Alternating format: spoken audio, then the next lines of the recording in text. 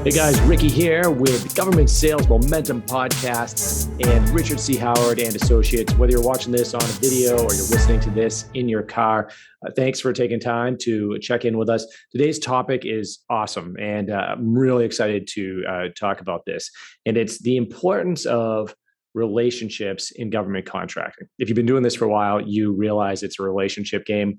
A lot of companies think it's a little bit more black and white than that when they first start this, but it very much is a game of who you know and making sure the government organizations know your company, your services, influencing. I've talked a lot about this in other podcasts, but we're going to talk about a very specific subset of building those relationships, and that's attending symposiums and conferences. So we just got back from the Tanker Airlift Association conference in Orlando, Florida, with one of my clients. It was magnificent. And really, what was great about this is if you approach a conference the right way, right, meaning you have targeted the organization that you want to sell to, and you have got yourself a booth and you're demonstrating, you have, whatever it is, if you have a software, if you have a product you're trying to sell, you're going to have an enormous amount of people exposed to what you're trying to sell.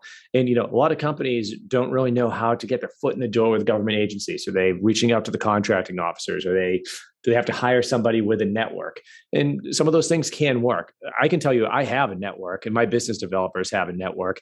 And we, in a 3 days time, probably accomplished what would normally take us 3 months, because listen to the type of people that were coming around to our booth and listening to what my client had to sell. First and foremost, we had the users, right? So we had a lot of them. I mean, there were probably 1,000 people or more at this event. And they were coming by and they were looking at the software my client sold, and it was the users of that software. And they're saying, "Man, we wish we had this. This would make our jobs a lot easier." Now, there's 3 groups of people you really need to talk to when you're selling to the government. You've got your user, and your user is the one that uses your product. The user probably has no ability to actually make a purchase from you, but it's important that the user knows about your product and knows that it exists and is also saying, "Hey, this is something I could use."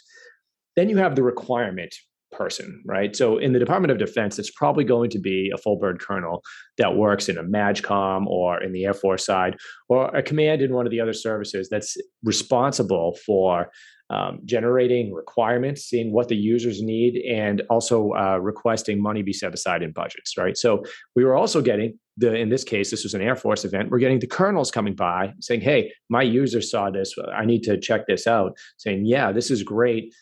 We have some ideas for where this could play." And by the way, not only were they looking at it from a perspective of what we thought it was good for, we received several other ideas about how that particular software could be used within the Air Force that we hadn't even thought of. That's because the colonels and the users were coming over saying, "Hey, you know what? We could use it here. We could use it here." Now we're also getting very high-ranking generals taking a look at the software, and they had some really big picture other ideas about how it could be used.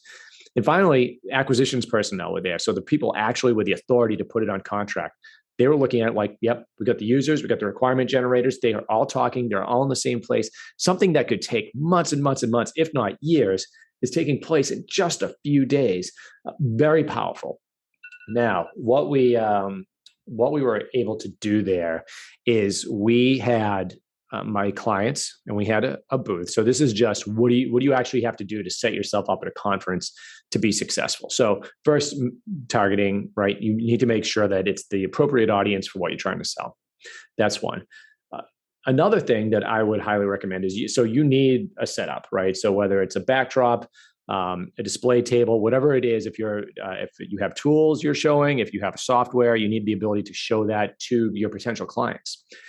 The other thing is every conference attendee, every exhibitor is not the same. Okay.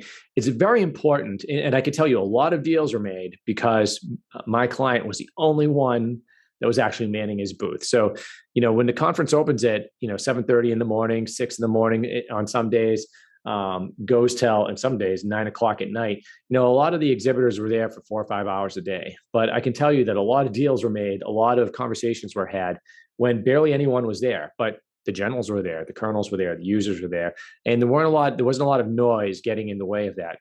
really making sure that you're there and you're in full attendance for the entire time is going to pay off for you in the long run. So it's just being there. So show up, right? It's huge. I can't emphasize that enough.